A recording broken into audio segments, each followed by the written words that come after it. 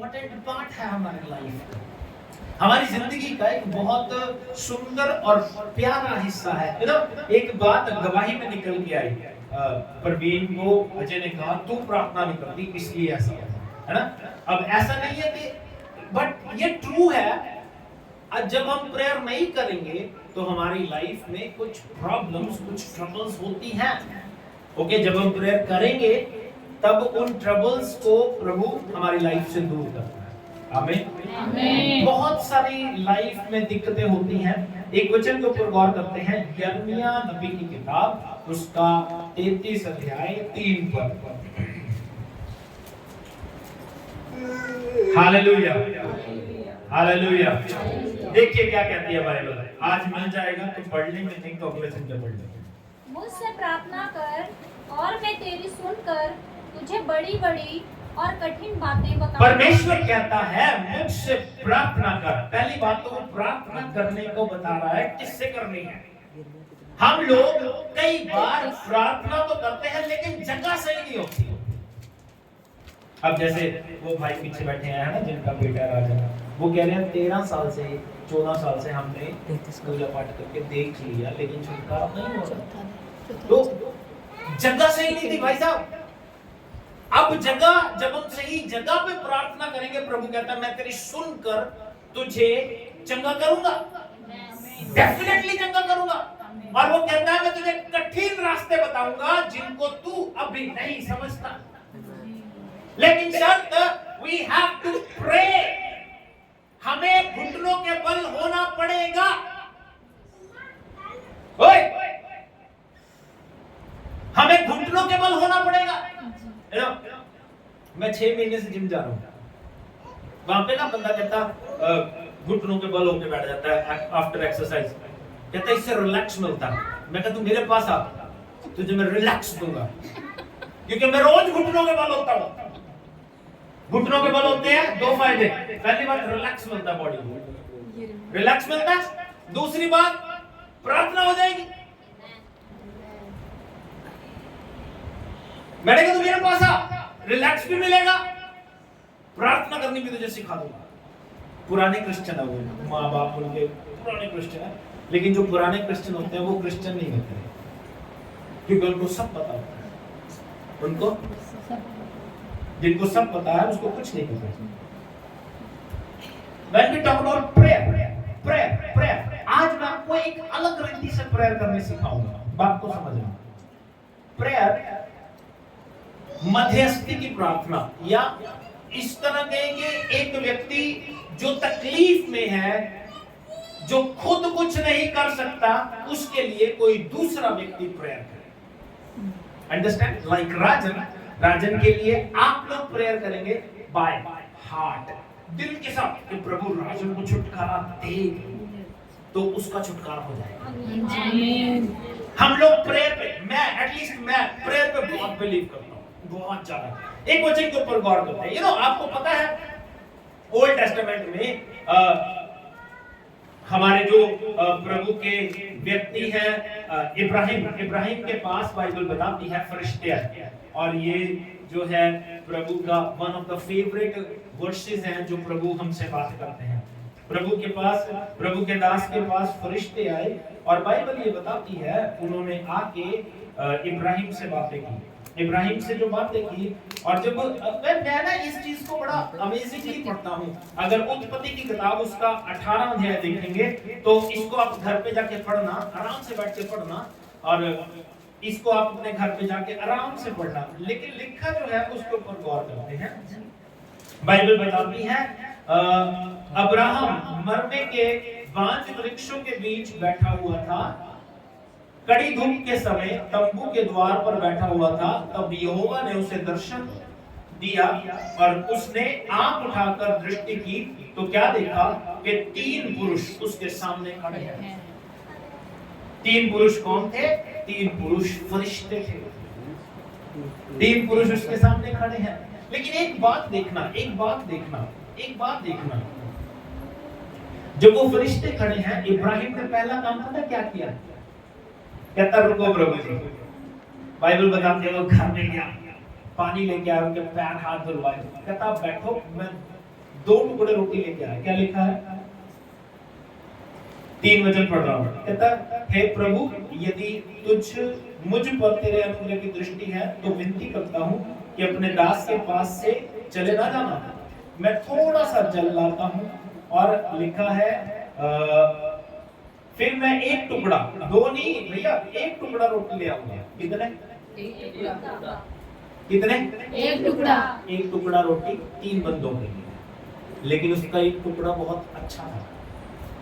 कहने में 1 टुकड़ा था, लेकिन बाइबल बताती है उसने किस तरह इज्जत दी उनको। उसने किस तरह इज्जत दी। तब अब्राहम तुरंत तंबू में सारा के पास गया और कहा, 3 सया मैदा जल से गूंद ले और फुलके बना। ओके। फिर अब्राहम गाय बैल के झुंड में दौड़ा और एक कोमल और अच्छा बछड़ा लेकर अपने सेवक को दिया और उसने जल्दी से उसे पकाया। तब उसने दूध और दही और बछड़े का मांस और पकवाया था लेकर उनके आगे परोस दिया और आप वृक्ष तले पास खड़ा रहा और वे खाने लगे। क्या क्या लेके गया?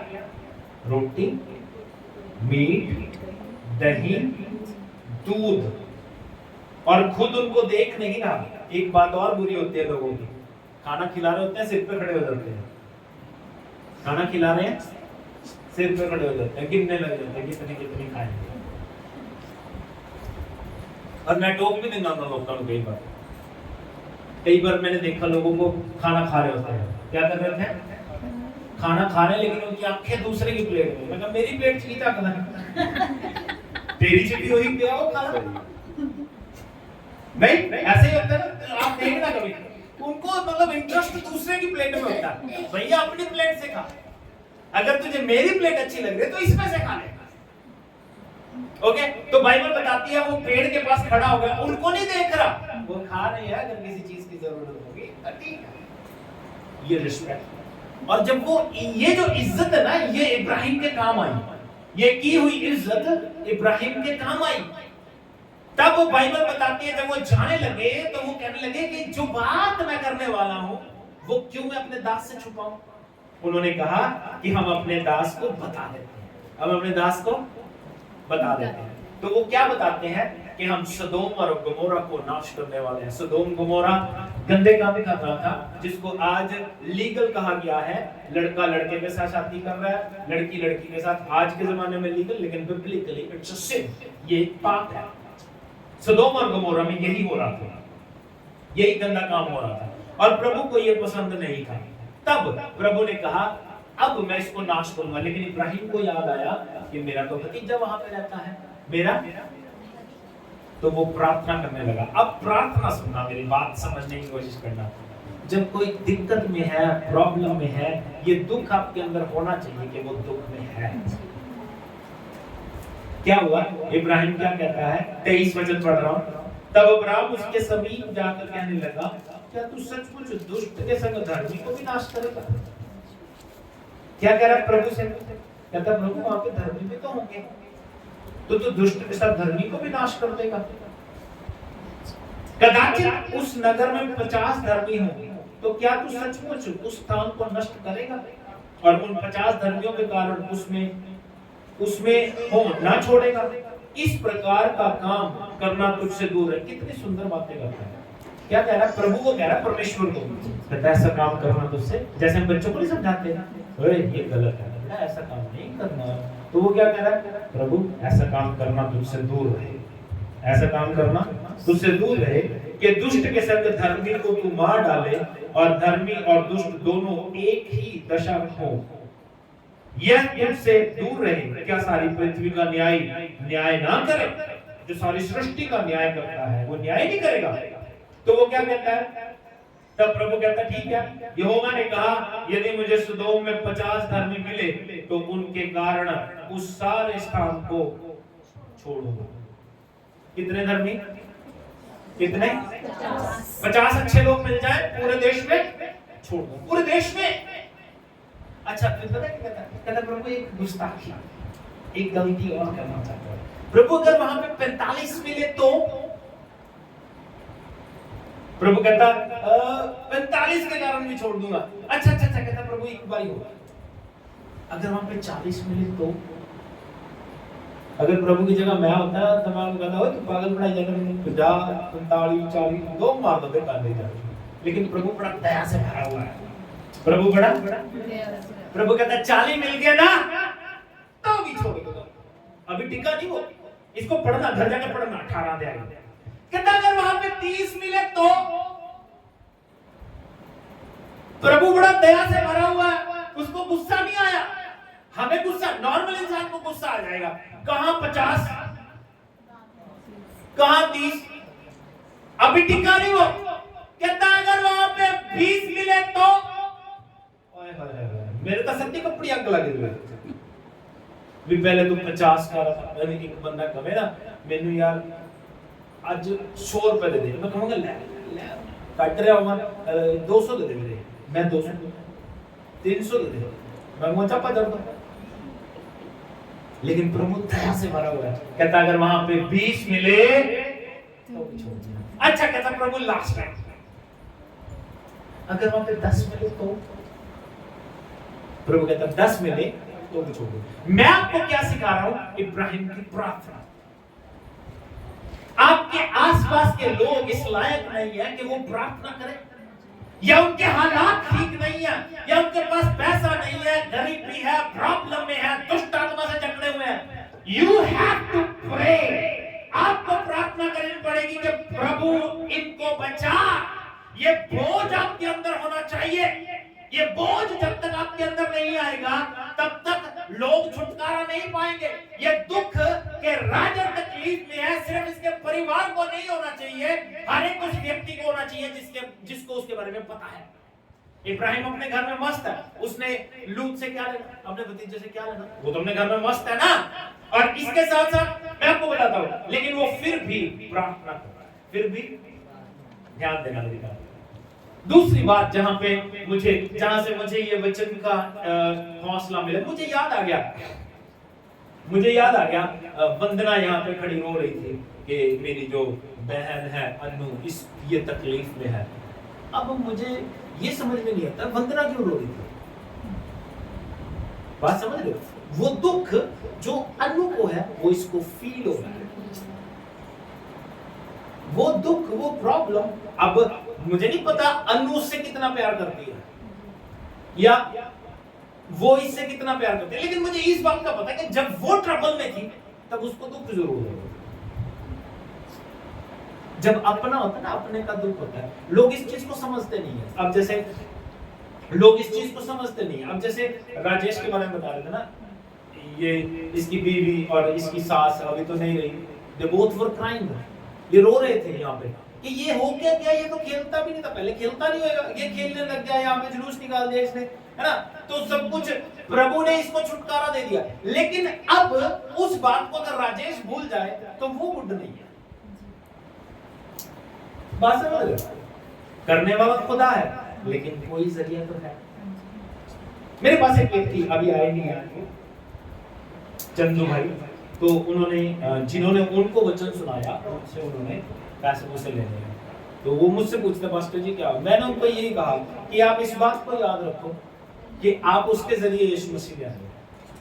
इसलिए अगर नहीं भी दे रहा तो भी कर क्या सकते हैं, लड़ने की जरूरत नहीं है, बहस करने की जरूरत नहीं है, इट्स ओके। तो वो सुनता बहुत है, बहुत सुनता है। प्रभु का धन्यवाद। अब जहां से मुझे ये वचन मिला, दानियल की किताब उसके 9 अध्याय में आ जाएंगे। दानियल अपनी जिंदगी में बड़े बड़े काम देख के बड़ा तंदुरुस्त था। बाइबल बताती है दानियल को प्रभु ने शेरों की मान से बचाया, शेरों की गुफा में फेंक दिया गया उसे, और शेर सारी रात उसे चाटते रहे, उसे नुकसान नहीं पहुंचाया। शेर को खापा में लाख हो गए। गाना सुना हुआ है, यीशु राजे दे हम पुत्र महाराजे। उसमें कहता शेर खापा में लाख हो गए, ओदी हिम्मत नहीं सानू खा दे। वो भूखे सी शेर भूखे थे, लेकिन डैनियल को कुछ नहीं किया। बाइबल बताती है जिन्होंने उसके खिलाफ ये षड्यंत्र रचा था, उनको जब फेंका गया, बाइबल बताती है उनको जमीन तक भी लगने नहीं दिया, ऊपर ही बांट दिया। इवन दो उनकी हड्डियां तक नहीं निकाली, उन्होंने हड्डी भी चबा दी शेर। और डैनियल अपनी जिंदगी में मस्त है, जिंदगी में, लेकिन डैनियल की जिंदगी में 9 अध्याय में जल्दी से आएंगे, उसको ये एहसास हुआ कि उसकी कौम, जिस कौम का वो है, जिस कौम का वो इजरायली कौम का है, वो कौम दुख में है, प्रॉब्लम है। And he started to pray, prayer करनी शुरू करता है। क्या कहता है वो? 9 अध्याय 3 वचन से पढ़ने लगा हूं। लिखा है, तब मैं अपना मुख प्रभु परमेश्वर की ओर करके गिड़गिड़ाहट के साथ प्रार्थना करने लगा और उपवास कर टाट पहन राख में बैठकर वरदान मांगने लगा। उपवास कर रहा है, टाट पहन रहा है, प्रार्थना कर रहा है, दुख झेल रहा है, जबकि कुछ करने की जरूरत नहीं। वो तो सुखी है ना, वो तो सुखी है। यही दिक्कत आज के लोगों की है, वो सिर्फ अपना सुख देखते हैं, दूसरे का दुख नहीं देखते। लेकिन मसीहियत क्या है? मसीहियत यही है कि दूसरे के दुख को महसूस करना। दुनिया में क्या होता है, कोई मर रहा मरे, हमने क्या लेना। लेकिन मसीह लोग कैसे होते हैं? मसीह लोग कैसे होते हैं? यीशु मसीह के लोग कैसे होते हैं? यीशु मसीह के लोग मुंह बंद कर, मुंह बंद, वचन चल रहा है, वचन डिस्टर्ब नहीं करना, वचन चल रहा है, डिस्टर्ब नहीं करना। तो क्या लिखा है? मसीही लोग प्रार्थना करने वाले, जो दूसरे के दुख को महसूस करें, दूसरे की तकलीफ को महसूस करें। नॉन बिलीवर लोग, उनको किसी पे कोई तरस नहीं होता। कोई भूखा है, मरने दो, कोई तकलीफ में है, मरने दो। आजकल का यही सीन वायरल है। लेकिन मसीही लोग, प्रभु के लोग, दूसरे को प्यार करने वाले हैं। आमीन। क्या लिखा है? वो उपवास कर रहा है। आप लोगों को भी उपवास करना है राजेश राजन के लिए। राजन के लिए उपवास करो कि प्रभु इसको चंगा कर, प्रभु करेगा। आमीन। अब इसको ज्यादा तकलीफ पता क्यों है? क्योंकि इसने जाना है। इसने ज्यादा हलचल कब होती है? जब जाना होता है। ठीक है, समझ रहे हो? पहले इतना करता है, इतना करता है।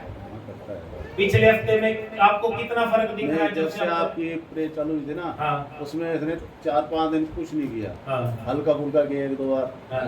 फिर उसके बाद फिर दोबारा शुरू किया। कोई बात नहीं, अब उसको उसका जाने का समय है, इसलिए वो थोड़ा आपको डराने की कोशिश करेगा ताकि आप यीशु मसीह को छोड़ दो। लेकिन यीशु मसीह को, क्योंकि हम दुनिया देख चुके हैं, 12-13 साल हमारे खराब हो गए, अब सिर्फ यीशु पर भरोसा रख के चल रहे हैं। आमीन। लिखा है, मैंने अपने परमेश्वर यहोवा से इस प्रकार प्रार्थना की और पाप का अंगीकार किया। देखो, पाप का अंगीकार करना है। हमने गुनाह किए हैं, हमने झूठ बोला है। कोशिश करो ये बीड़ी सिगरेट भी ना पिए, आप भी मत पियो, आप अपनी जिंदगी में शराब भी मत पियो, बुरी चीजों से, ये जो गुनाह है इनको छोड़ने की कोशिश करो। अब क्या कह रहा है? इस प्रकार प्रार्थना की और पाप का अंगीकार किया। पाप दानियल ने नहीं किया, ये जो कौम ने किया है उनके पापों को अंगीकार किया। When you pray someone, जब आप किसी के लिए प्रार्थना करें, उसके गुनाहों के लिए अंगीकार करें कि प्रभु इसने पाप किया होगा, इसे माफ कर। ये दानियल की प्रार्थना है। आगे क्या कहता है? हे प्रभु, तू महान और भय योग्य परमेश्वर है, जो अपने प्रेम रखने और आज्ञा मानने वालों के साथ अपनी वाचा को पूरा करता और करुणा करता रहता है। अब यहाँ पे नियम भी है। प्रभु का वचन कहता है वो अपने प्यार करने वालों और वाचा को पूरा करने वालों के साथ अपने वायदे को पूरा करता है। हम लोग ना कई बार प्रभु को उसके वायदे याद करवाते हैं, लेकिन हम खुद आज्ञाकारी नहीं होते, खुद प्रभु के वचन के अनुसार नहीं जी रहे। हम अपनी मस्ती में चल रहे हैं, एंजॉय कर रहे हैं, इस जिंदगी में भटकते फिर रहे हैं, लेकिन हम ये चाहते हैं कि वायदे पूरे हो। लेकिन प्रभु कहता है पहले तुझे वायदा पूरा करना होगा, तुझे अपने जीवन से मुझे महिमा देनी पड़ेगी। यीशु मसीह का वचन कहता है मुझे महिमा देनी पड़ेगी। आमीन। तब लोगों ने क्या कहता है? हम लोगों ने तो पाप, कुटिलता, दुष्टता और बलवा किया है। उसने कुछ नहीं किया क्योंकि उसकी कौम ने किया है, इसलिए वो प्रार्थना कर रहा है कि हम लोगों ने किया। हम लोगों ने क्या किया है? कुटिलता, पाप, दुष्टता और बलवा, धोखा दिया है परमेश्वर को। हाँ जी। और क्या कहता है? और तेरी आज्ञाओं और नियमों को तोड़ दिया है। कल मैं एक सुंदर बात बोल रहा था, ज्ञान क्या है? ज्ञान क्या है? जूम पे बोल रहा था, ज्ञान है, ज्ञान कोई बहुत शिक्षा हासिल करना नहीं है। ज्ञान क्या है? ये जान लेना कि मैं अज्ञानी हूं, अपने आप के विषय में जानना कि मैं अज्ञानी हूं। जो बंदा ये कहता है ना वो अज्ञानी हूं, उसको सच बता रहा हूं, कुछ नहीं पता। लेकिन ज्ञान अपने बारे में जान लेना कि मुझे कुछ नहीं पता, यही सबसे पहला ज्ञान ये इंसान को आना चाहिए। बाकी ज्ञान बाद में आता है। अच्छा, आप जितने भी अच्छे लोग, बड़े लोग देखोगे ना, उनके अंदर एक खास बात होगी, वो हम्बल है, दीन है, उनको दुनियादारी से कोई फर्क नहीं पड़ता। मैं पिछले दिनों अभी आपने देखा होगा है ना, सचिन तेंदुलकर का रिकॉर्ड तोड़ रहा है, कोहली बना रहा है। लेकिन मैं एक बात जानता हूँ, कोहली अच्छा प्लेयर है, लेकिन जो क्वालिटी तेंदुलकर के अंदर है वो उसके अंदर कभी नहीं आ सकती। क्योंकि तेंदुलकर की एक खास बात बताऊं, वो हम्बल बॉलर, उसने कभी किसी के खिलाफ कुछ नहीं बोला, इसीलिए लोग उसके फैन हैं, इसीलिए उसे क्रिकेट ऑफ गॉड, खुदा, उसे क्रिकेट का खुदा कहा जाता है। इतना बड़ा ओहदा उसे मिला, बहुत सारे लोग उसके फैन। अब्दुल कलाम जी थे, कितने हम्बल थे, वेरी हम्बल, बुद्धिमान लोग थे। इसी तरह हम लोग देखेंगे ना, तो आप लोगों को अपने बारे में ज्ञान हासिल करना है कि मुझे कुछ नहीं पता। जब ये आ जाता ना, मुझे कुछ नहीं पता, तब जाके बात होगी। जो ये कहता है मुझे सब पता है, उसके अंदर कुछ भी नहीं होता। एक लास्ट बात बोल के समाप्त कर दूंगा। कहता तेरे दास, सुंदर बात लिखी है, तेरे जो दास नबी लोग, हमारे राजाओं, हाकिमों, पूर्वजों, सब साधारण लोगों से तेरे नाम से बातें करते थे, उनकी हमने नहीं सुनी। आज भी लोग पास्टर्स की सुनते नहीं, अपने पास्टर की सुनते नहीं सुनते। उनको कहते हैं ना पंजाबी की कहावत है, घर का जोगी जोगड़ा, बाहर का जोगी सिद्ध। लोगों को ये लगता है जो मेरा पास्टर है का मलंग है, दूसरा बड़ा पास्टर बड़ा अच्छा, इसलिए उधर को चलो। ये बीमारी है, ये बीमारी है। अच्छा, तो उनका ना फिर वो धोबी के कुर्ते वाला हाल हो जाता है। धोबी के कुत्ते वाला नहीं बाबू जी, कुत्ते वाला। ध्यान देना मेरी बात पे, ये कहावतें भी आपको सिर्फ मैं ही सिद्ध करके बता सकता हूँ। धोबी के पास कुत्ता थोड़ी होता है, धोबी के पास कुर्ता होता है। धोबी के कुर्ते वाला हाल हो जाता है। क्या होता है धोबी के कुर्ते का? धोबी की पत्नी सोचती है मेरा पति धोबी अपने आप धो लेगा, धोबी सोचता है मेरी पत्नी धोएगी। बात समझ रहे हो? कुत्ते का कोई सीन नहीं है। अब जैसी चल रही थी कुत्ता ही बना दिया उन्होंने एंड तक। आज तो कुत्ता ही करते हैं लोग। लेकिन ये जो ऐसे विश्वासी होते हैं ना, अब जब इनके लाइफ में कोई दिक्कत आएगी तो मेरे जैसा पास्टर कहेगा भैया तू जहां जाता है वहां जा। अब वो जिसके पास जाते हैं वो उन्हें जानता भी नहीं। बात समझ रहे हो? वो नहीं जानते हो। तो ऐसी प्रॉब्लम्स जब इनकी लाइफ में आते हैं, धोबी के कुर्ते जैसा हाल हो जाता है। ना घर का ना घाट। घर में बीवी नहीं धोती, घाट पे धोबी नहीं धोता, कुर्ता गंदा ही रह जाता। तो इसलिए बाइबल कहती है हमने सेवकों की, पास्टर्स की नहीं सुनी। आज भी लोग ऐसे हैं, आज भी लोग ऐसे हैं। और अब डैनियल प्रार्थना करता है, इस प्रार्थना को अपनी जिंदगी का हिस्सा बना लेना। इस प्रार्थना को अपनी जिंदगी का हिस्सा बना लेना। डैनियल 9 अध्याय 17 वचन से लेकर 19 वचन तक अपने घर पे जाके पेपर पे लिख लेना। जैसे मैं कह रहा हूं इसके लिए, इसके साथ प्रार्थना करनी शुरू कर दो। क्या प्रार्थना करता है डैनियल? सुनिए। हे हमारे परमेश्वर, अपने दास की प्रार्थना और गिड़गिड़ाहट सुनकर अपने उजड़े हुए पवित्र स्थान पर अपने मुख का प्रकाश चमका। इसमें प्रेयर पॉइंट्स आ जाते हैं। अब पहली प्रार्थना होने लगी चर्च के लिए। किसके लिए? उजड़े हुए पवित्र स्थान पर अपना मुख चमका। जब आप इस तरह प्रार्थना करोगे तो इस चर्च की ग्रोथ होनी शुरू हो जाएगी। मैंने करनी शुरू की, अब प्रभु लोग भेजने शुरू कर रहे हैं। आमीन। क्या कहती है बाइबल? अब यहां पे थोड़ा सा चेंज करना है। हे हमारे परमेश्वर की जगह हे मेरे परमेश्वर, राइट? हे मेरे परमेश्वर, अपने दास की प्रार्थना और गिड़गिड़ाहट सुनकर अपने उजड़े हुए पवित्र स्थान पर अपने मुख का प्रकाश चमका। हे प्रभु, अपने नाम के निमित्त ऐसा ही कर। जब आप ये कहेंगे प्रभु अपने भवन पे अपने मुख का प्रकाश चमका, that means you are praying for the church. Church के लिए आप दुआ कर रहे हैं। अगली प्रार्थना क्या कहता है? हे मेरे परमेश्वर, कान लगाकर सुन और आंख खोलकर हमारी की जगह मेरी, हमारी की जगह मेरी, क्या लिखा है? मेरी उजड़ी हुई दशा और इस नगर की जगह इस घर। तो ये किसके लिए प्रार्थना हो रही है? मेरी उजड़ी हुई दशा और मेरे घर। क्या कहता है?